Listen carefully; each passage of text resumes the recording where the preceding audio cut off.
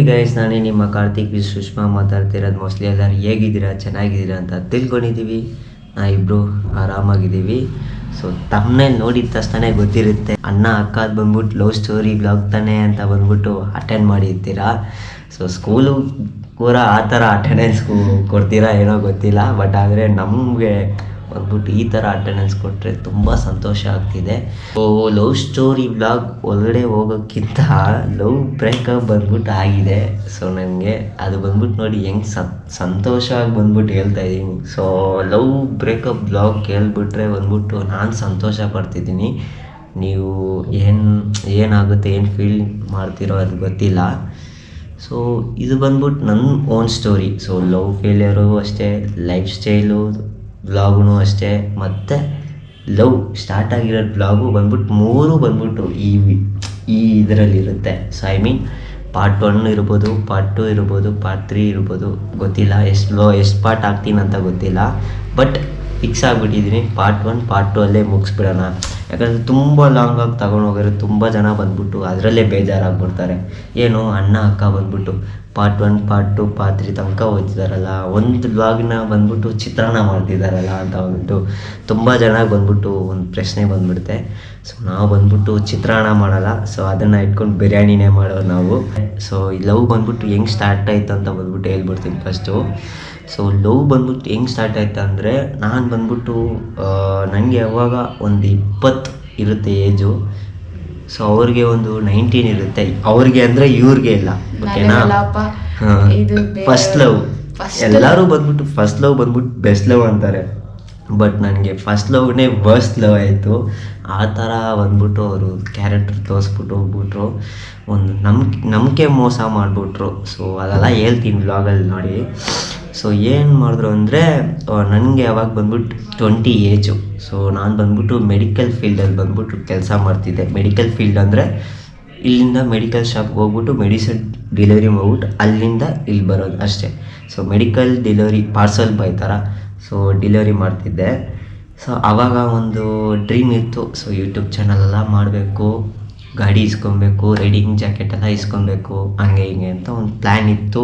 ಆವಾಗ ಬಂದ್ಬಿಟ್ಟು ನಾನು ಸ್ವಲ್ಪ ಸೇವ್ ಮಾಡ್ತಿದ್ದೆ ದುಡ್ಡನ್ನ ಸ್ಟಾರ್ಟಿಂಗು. ಸೊ 20 ಆವಾಗ ಏಜ್, ಅರ್ಥ ಮಾಡ್ಕೊಳ್ಳಿ. ಸೊ ಅವಾಗ ಬಂದ್ಬಿಟ್ಟು ಇವ್ರು ಬಂದ್ಬಿಟ್ಟು ಬಂದರು. ಇವ್ರಂದರೆ ಇವರಿಲ್ಲ, ಅವಾಗ ಮೆನ್ಷನ್ ಮಾಡಬೇಕು, ಇವರಿಲ್ಲ. ಸೊ ಅವ್ರ ಹೆಸರು ಹೇಳಿ ಬ್ರೋ ಅಂತ ಅಂದರೆ ದಯವಿಟ್ಟು ಅದನ್ನು ಮಾತ್ರ ಕೇಳಬೇಡಿ, ಹೆಸರು ಬೇಡ. ಸೊ ಯಾಕೆ ನಾನೇ ಕೇಳ್ತಾ ಇದ್ದೀನಿ, ಯಾಕೆ? ಇಲ್ಲ ಬೇಡ. ಅವ್ರು ಬಂದ್ಬಿಟ್ಟು ನಿಮಗೆ ಗೊತ್ತಿರ್ತಾನೆ ಏನು ಮಾಡ್ಬಿಟ್ಟು ಹೋಗ್ಬಿಟ್ರು ಅಂತ. ದಯವಿಟ್ಟು ಬೇಡ, ಹೆಸರು ಮಾತ್ರ ಕೇಳಬೇಡಿ. ಬಟ್ ಎಲ್ಲಿಗೂ ಚೆನ್ನಾಗಿರ್ಲಿ, ಭಯ ಅಂತ ಇಲ್ಲ, ಇಲ್ಲ ಭಯ ಅಂತ ಇಲ್ಲ. ಸರಿ ಬಿಡಿ, ಬೇಡ ನಮ್ಗೇನಕ್ಕೆ. ಇವಾಗಲೂ ಅಷ್ಟೇ ನನ್ನ ಮನಸ್ಸಿಂದ ನಾನು ಹೇಳ್ತಿರೋದು ಒಂದೇ, ಏನು ಹೇಳು, ಚೆನ್ನಾಗಿರ್ಲಿ ಅಂತ ಅಷ್ಟೇ. ಎಲ್ಲರೂ ಚೆನ್ನಾಗಿರ್ಲಿ ಅಂತಂತಂದರೆ ನೀನು ಯಾವಾಗ ಉದ್ಧಾರ ಆಗೋದು ಹೇಳು? ದೇವರು ಇದ್ದಾನೆ, ಉದ್ಧಾರ ಮಾಡ್ತಾನೆ ಬಿಡು. ವ್ಲಾಗಿಗೆ ಬರೋಣ ಬಾ. ಸೊ ಅವಾಗ ಬಂದ್ಬಿಟ್ಟು ಅವರು ಬಂದ್ಬಿಟ್ಟು ನಮ್ಮ ಆಫೀಸ್ ಪಕ್ಕದಲ್ಲೇ. ಸೊ ನಮ್ಮ ಆಫೀಸ್ ಪಕ್ಕದಲ್ಲೇ ಅಂತ ಅಂದರೆ, ಸೊ ಅವ್ರು ಬಂದ್ಬಿಟ್ಟು ಕಾಲ್ ಸೆಂಟ್ರಲ್ಲಿ ಬಂದ್ಬಿಟ್ಟು ಕೆಲಸ ಮಾಡ್ತಿದ್ರು.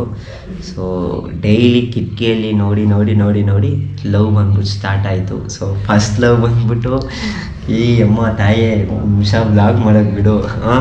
ಫಸ್ಟ್ ಲವ್ ಬಂದ್ಬಿಟ್ಟು ಕಿಟಕಿ.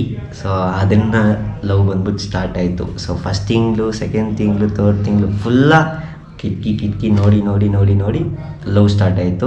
ಆಮೇಲೆ ಇನ್ಸ್ಟಾಗ್ರಾಮ್ ನಾನೇ ಇಸ್ಕೊಂಡು ನಾನೇ ಮಾತಾಡಿ ನಾನೇ ಪ್ರಾಬ್ಲಮ್ನ ಬಂದ್ಬಿಟ್ಟು ಇನ್ವೈಟ್ ಮಾಡಿ ನಾನೇ ಹೋಗ್ಬಿಟ್ಟೆ.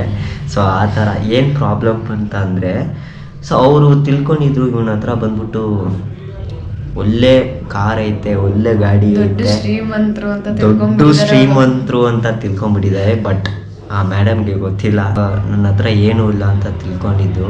ಸೊ ಬಟ್ ಅವ್ರಂಗೆ ತಿಳ್ಕೊಂಡಿದ್ದೇನೆ, ಹತ್ರ ಏನೂ ಇಲ್ಲ ಅಂದ್ರೂ ಪರವಾಗಿಲ್ಲ, ನಾನು ನಿನ್ನ ಇಷ್ಟಪಡ್ತೀನಿ. ಖಂಡಿತ 100% ಸೇವ್ ಮಾಡೋಕ್ಕೆ ಬಿಡು, ಓಕೆನಾ? ಸೊ ಆಮೇಲೆ ಏನಾಯ್ತು ಅಂತ ಅಂದರೆ, ಒಂದಿನ ಬಂದ್ಬಿಟ್ಟು ಆ ಮ್ಯಾಟ್ರು ಗೊತ್ತಾಗಿಂದ ನನ್ನ ಹತ್ರ ಮಾತಾಡ್ತಾನೆ ಇಲ್ಲ. ಸೊ ಅವಾಯ್ಡ್ ಮಾಡೋಕ್ಕೆ ಸ್ಟಾರ್ಟ್ ಮಾಡಿದ್ರು. ಅದೊಂದು ನನಗೆ ಬಂದ್ಬಿಟ್ಟು ಕೆಲಸ 24 hours ಕೆಲಸ ಮಾಡಿದ್ರೆ ಒಂದು 3 ಲಕ್ಷ ರೂಪಾಯಿ ಗಾಡಿ ತೊಗೊಳಕ್ಕಾಗುತ್ತೆ ಆ ಸಿಚುವೇಷನಲ್ಲಿದ್ದರೆ. ಯಾಕಂದರೆ ಮನೆಯಲ್ಲೂ ಬಂದ್ಬಿಟ್ಟು ನಾನು ಬಂದ್ಬಿಟ್ಟು ಕೇಳಂಗಿಲ್ಲ. ಸೊ ನಮ್ಮಮ್ಮ, ನಮ್ಮಪ್ಪ, ನಮ್ಮ ಅಜ್ಜಿ, ಸೊ ನನಗೆ ಬಂದ್ಬಿಟ್ಟು ನಮ್ಗೆ ಅಪ್ಪ ಇಲ್ಲ. ಸೊ ನಮ್ಮಪ್ಪ ಇದ್ದಿದ್ದಂದರೆ ಸೊ ನಮ್ಮ ತಾತ ಅಂತ ಇದ್ದಾರಲ್ಲ ಅವ್ರನ್ನ ಅಪ್ಪ ಅಂತ ಕರಿತಿದ್ದೆ. ಸೊ ನಮ್ಮ ತಾತ ಅಂದರೆ ನಮ್ಮಮ್ಮ ಅವರ ಅಪ್ಪ.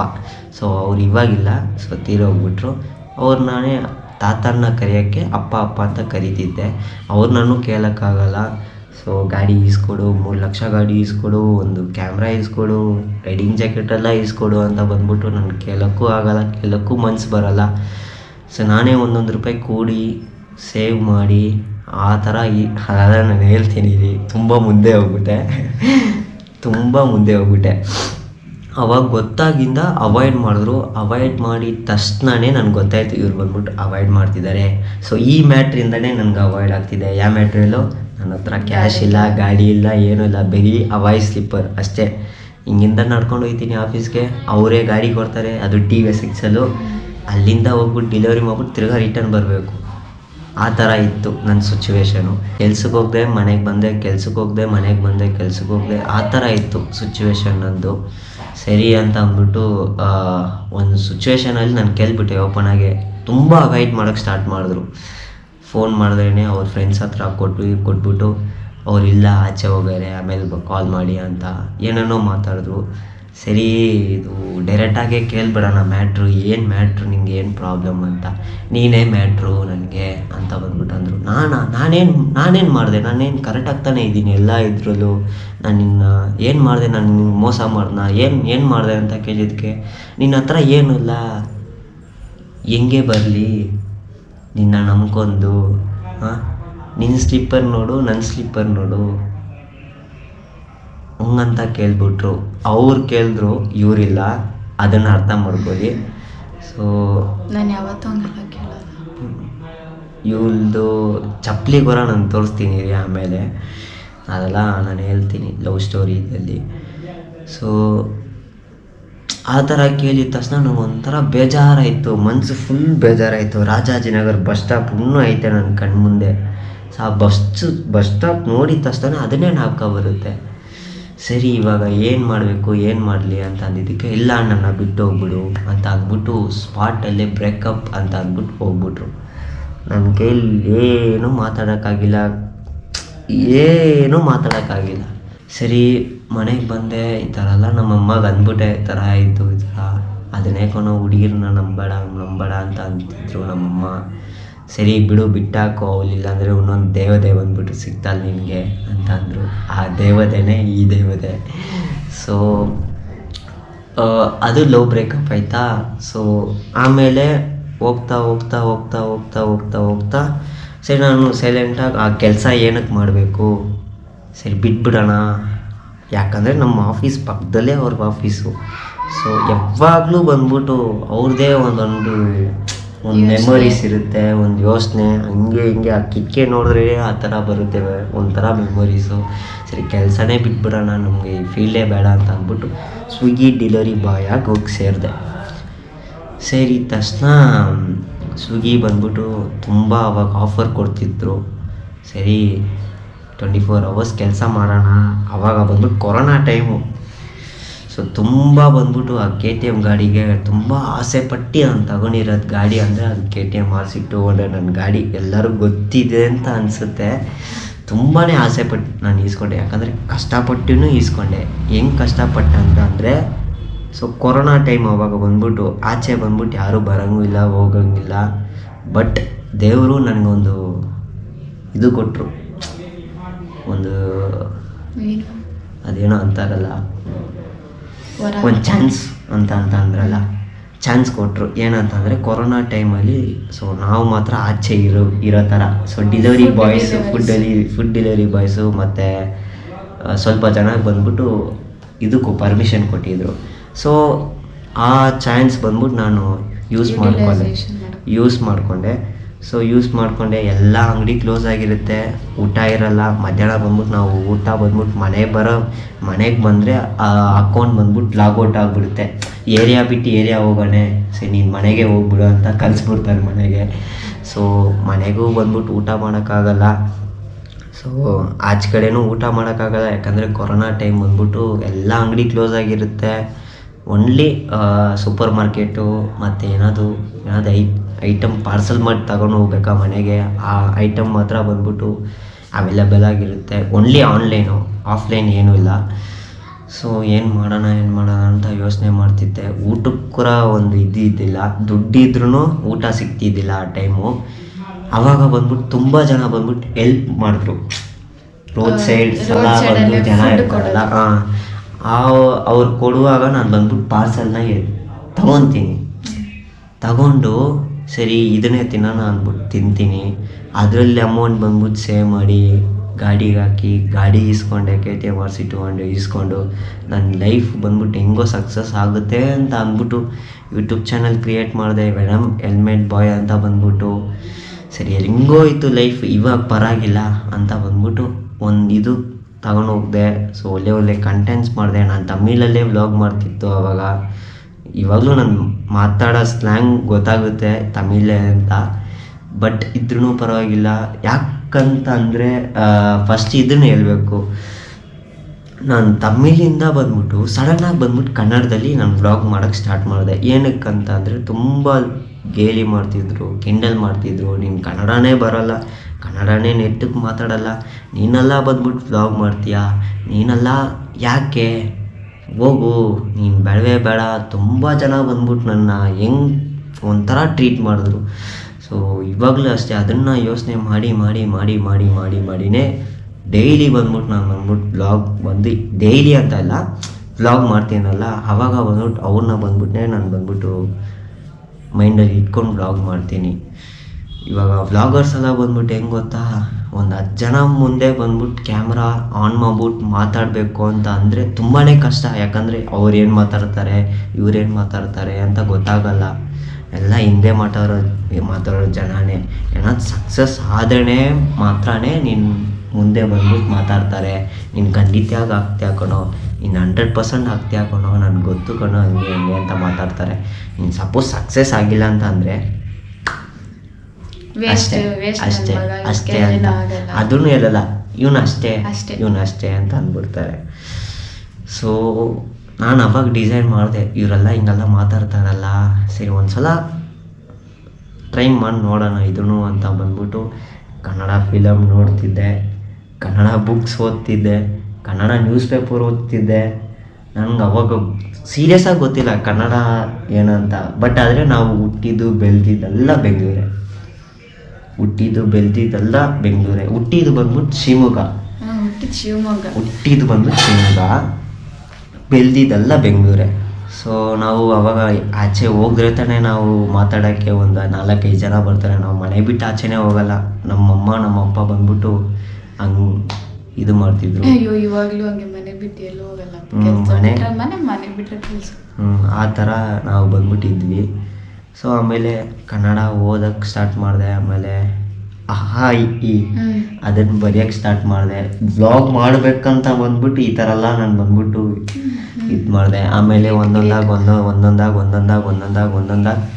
ಕಲ್ತ್ಕೊಂಡು ತಿಳ್ಕೊಂಡು ಒಂದು 2-3 ಜನ ಬಂದ್ಬಿಟ್ಟು ಯೂಟ್ಯೂಬರ್ಸ್ ಹತ್ರನೇ ಬಂದ್ಬಿಟ್ಟು ಮಾತಾಡೋಕ್ಕೆ ಸ್ಟೈಲ್ ಹೆಂಗೆ ಅಂತ ಬಂದ್ಬಿಟ್ಟು ತಿಳ್ಕೊಂಡು ಆಮೇಲೆ ವ್ಲಾಗ್ ಮಾಡಿದೆ. ವಿಡಿಯೋ ಬಂದ್ಬಿಟ್ಟು ಸ್ವಲ್ಪ ಕ್ಲಿಕ್ ಆಯಿತು. ಸೊ ಅವರು ಬಿಟ್ಟೋದ್ರಲ್ಲ, ವಾಪಸ್ ಬಂದರು. ಆ ರೇಂಜಿಗೆ ಬಂದ್ಬಿಟ್ಟು ಸ್ವಲ್ಪ ಕ್ಲಿಕ್ ಆಯಿತು ವೀಡಿಯೋಸ್ ಎಲ್ಲ. ಆಮೇಲೆ ನಮ್ಮ ಮನ್ಸು ಹೆಂಗೆ ಗೊತ್ತಾ, ಹೋಗ್ದವ್ರನ್ನ ಹೋಗ್ಲಿ ಬಿಡು ಅಂತ ನಾವು ಬಿಡಲ್ಲ. ಸೊ ಬಂದ್ರೂ ಸೇರಿಸ್ಕೊತೀವಿ, ಆ ಥರ ನಮ್ಮ ಕ್ಯಾರೆಕ್ಟ್ರು. ಸೊ ಬಂದರು, ಸೇರಿಸ್ಕೊಂಡೆ. ಸೊ ತಿರ್ಗಾ ಲವ್ ಮಾಡಿದ್ವಿ, ತಿರ್ಗಾ ಬಂದ್ಬಿಟ್ಟು ಒಂದು ರೇಂಜಿಗೆ ಇಟ್ಕೊಂಡಿದ್ದೆ. ಸೊ ನನ್ನ ಯೂಟ್ಯೂಬ್ ಚಾನಲ್ಗೆ ಇವಳೇ ಬಂದ್ಬಿಟ್ಟು ಮೈಂಟೈನ್ ಮಾಡಬೇಕು ಅಂತ ಬಂದ್ಬಿಟ್ಟು ನನ್ನ ID ಜಿಮೇಲ್ ಎಲ್ಲ ಕೊಟ್ಬಿಟ್ಟಿದ್ದೆ. ಲಾಸ್ಟಲ್ಲಿ ನನಗೆ ದೊಡ್ಡ ನಾಮ ಆಗ್ಬಿಟ್ರು. ಏನಂತ ಅಂದರೆ ಅಷ್ಟು ಕಷ್ಟಪಟ್ಟು ಅಷ್ಟು ಒಂದು ರೇಂಜಿಗೆ ನಾನು ಬಂದಿದ್ದಕ್ಕೆ ಆ KTM ಗಾಡಿಗೋಸ್ಕರ, ನನ್ನ ಯೂಟ್ಯೂಬ್ ಚಾನಲ್ಗೋಸ್ಕರ ಏನೋ ಒಂದು ಬ್ಯಾಕ್ಗ್ರೌಂಡ್ ಬಿಲ್ಡ್ ಮಾಡಬೇಕು ಅಂತ ಬಂದ್ಬಿಟ್ಟು ಬಂದವನು 1 ನಿಮಿಷ ಹೋಯ್ತು. ಹೆಂಗೋಯ್ತು ಅಂದರೆ ID ಬಂದ್ಬಿಟ್ಟು ಹ್ಯಾಕ್ ಮಾಡಿಬಿಟ್ಲು. ಹ್ಯಾಕ್ ಮಾಡ್ಬಿಟ್ಟು ಅಂದರೆ ಹೆಂಗೆ ಗೊತ್ತಾ, ನಾನು ಪಾಸ್ವರ್ಡೆಲ್ಲ ಕೊಟ್ಟಿದ್ದೆ, ಅದೇ ನನ್ನ ತಪ್ಪು, ಫಸ್ಟ್ ತಪ್ಪು. ನಾನು ಇವಾಗಲೂ ಇವ್ರನ್ನ ಬೈತೀನಿ, ನೀನು ಆ ಥರ ಅವಳನ್ನ ಇಟ್ಕೊಂಡಿದ್ದೆ, ಅದಕ್ಕೆ ನಿನ್ಗೊಳಂಗೆ ಮಾಡಿದ್ದು. ಬಿಡು, ಏನು ಮಾಡೋಕ್ಕಾಗುತ್ತೆ, ದೇವರು ಇದ್ದಾನೆ ಬಿಡು, ಒಳ್ಳೆಯದಕ್ಕೆ ಯಾವತ್ತೂ ಕಾಲಾನೆ, ಓಕೆನಾ? ಖಂಡಿತ. ಸೊ ಪಾಸ್ವರ್ಡೆಲ್ಲ ಚೇಂಜ್ ಮಾಡಿಬಿಟ್ಲು ಬಂದು, ನನ್ನ ಲೈಫೇ ಹೋಯ್ತು, ನನ್ನ ಲೈಫೇ ಚೇಂಜ್ ಮಾಡಿಬಿಟ್ಲು ಅವಳು. ಚೇಂಜ್ ಮಾಡಿ ಬೇರೆಯವ್ರಿಗೆ ಕೊಟ್ಟಿದ್ದು, ಹ್ಯಾಕ್ ನೀವು ಇಟ್ಕೊಳ್ಳಿ ಅಕೌಂಟು, ಹ್ಯಾಕ್ ಅದು ಏನು ಗೊತ್ತಾ, ದುಡ್ಡಿಗೋಸ್ಕರ ಮಾರಿದ್ದು. ಜಸ್ಟ್ 35,000 ರೂಪಾಯಿಗೆ ನನ್ನ ಲೈಫೇ ಸ್ಕ್ರ್ಯಾಪ್ ಆಯಿತು. ಆ ಐ ಡಿ ಮಾತ್ರ ಇದ್ದಿದ್ರೆ 50K ಫಾಲೋವರ್ಸ್ ಇದ್ದರು, ಯೂಟ್ಯೂಬಲ್ಲಿ ಬಂದ್ಬಿಟ್ಟು ಅರೌಂಡ್ 5K 6K ಸಬ್ಸ್ಕ್ರೈಬರ್ಸ್ ಇದ್ದರು. ಬಟ್ ಆದರೆ ದೇವರು ಇನ್ನೂ ಬಿಟ್ಟಿಲ್ಲ. ಹೋಗ್ಲಿ ಬಿಡು, ನಾನೇ ಕೊಡ್ತೀನಿ ಸಸ್ಪೆನ್ಸ್ ಆಗಿ ಅಂತ ಬಂದ್ಬಿಟ್ಟು ಕಾರ್ತಿಕ್ ವಿತ್ ಸುಷ್ಮಾ ಕೊಟ್ಟರು. ಬಟ್ ದೇವ್ರು ಅದೇ ಹೇಳ್ತಿದ್ದೀನಲ್ಲ, life is like a miracle ಅಂತ. ಸೊ ಅದನ್ನೇ ಹೇಳೋದು, ದೇವ್ರು ಒಂದು ಕಿತ್ಕೊಂಡ್ರೆ ಒಂದು ಕೊಡ್ತಾನೆ ಅಂತ. ಅದಕ್ಕಿಂತ ಬೆಸ್ಟ್ ಆಗಿರುತ್ತೆ. ಅದನ್ನೇ ಇಲ್ಲ ಆಯಿತು ನನಗೆ. ಸೊ ಐ ಡಿ ಬಂದ್ಬಿಟ್ಟು ಹ್ಯಾಕ್ ಮಾಡಿದ್ರು, ಐ ಡಿ ಬಂದ್ಬಿಟ್ಟು ದುಡ್ಡುಗೋಸ್ಕರ ಸೇಲ್ ಮಾಡಿದ್ಲು. ಸೊ ಎಂಥ ಚೀಪ್ ಆಯಿತು ಗೊತ್ತಾ ಅವಳನ್ನ ನೋಡಿದ ತಕ್ಷಣನೇ. ಸರಿ ಬಿಡು, ಇದನ್ನು ಬಿಡು, ಹೋಗ್ಲಿ, ಬೇಡ ನನಗೆ, ಅದು ತಾನೇ ನನ್ನ ಪ್ಯಾಷನ್ ತಾನೇ, ತಗೊಂಡೆ ಬಿಡು, ಬೇಡ, ಇನ್ನೆಲ್ಲಾದರೂ ಚೆನ್ನಾಗಿರು, ನನಗೆ ಧೈರ್ಯ ಒಂದೇ ಒಂದೈತೆ, ನಾನು ತಿರ್ಗಾ ಬರ್ತೀನಿ ಖಂಡಿತ. ಇವರು ಅವಳು ಹಂಗೆ ಐ ಡಿ ಎಲ್ಲ ಹ್ಯಾಕ್ ಮಾಡಿದ್ರು ಪರವಾಗಿಲ್ಲ, ಹೋಗ್ಲಿ ಬಿಡು, ನನಗೆ ನೀನು ಬೇಕು ಅಂತ ಬಂದು ನಿಂತ್ಕೊಂಡವ್ರು. ಆದ್ರೂ ಕಾಲಲ್ಲೆಲ್ಲ ಬಿಲ್ದೆ, ನನ್ನ ಐ ಡಿ ತಾನೇ, ತಗೋ, ಬಟ್ ಬಂದ್ಬಿಡು, ವಾಪಸ್ ಬಂದ್ಬಿಡು ನನ್ನ ಜೊತೆ, ನನಗೆ ಐ ಡಿ ಬೇಡ, ನೀನು ನಾನೇ ಸಾಕು, ನನಗೆ ಯೂಟ್ಯೂಬು ಬೇಡ, ಎಲ್ಲ ಬಿಟ್ಬಿಟ್ಟು ನಿಮ್ಗೋಸ್ಕರ ಬರ್ತೀನಿ ಅಂತ ಬಂದ್ಬಿಟ್ಟು ಕಾಲಲ್ಲೆಲ್ಲ ಬಿಲ್ದೆ.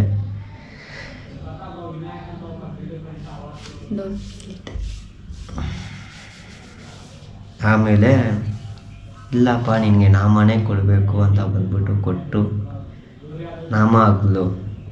ಸರಿ, ಆ ನಾಮನ ಅಲ್ಸೋಕ್ಕೆ ಬಂದ್ಬಿಟ್ಟು ಒಂದು 5 ತಿಂಗಳು ಬಂದ್ಬಿಟ್ಟು ಸೋಷಲ್ ಮೀಡಿಯಾನೇ ಬೇಡ ಅಂತ ಬಂದ್ಬಿಟ್ಟು ಡಿಸೈಡ್ ಮಾಡಿ ಏನು ಮಾಡೋಣ ಕಮ್ ಬ್ಯಾಕ್ ಕೊಡಬೇಕಲ್ಲ ಅಂತ ಅಂದ್ಬಿಟ್ಟು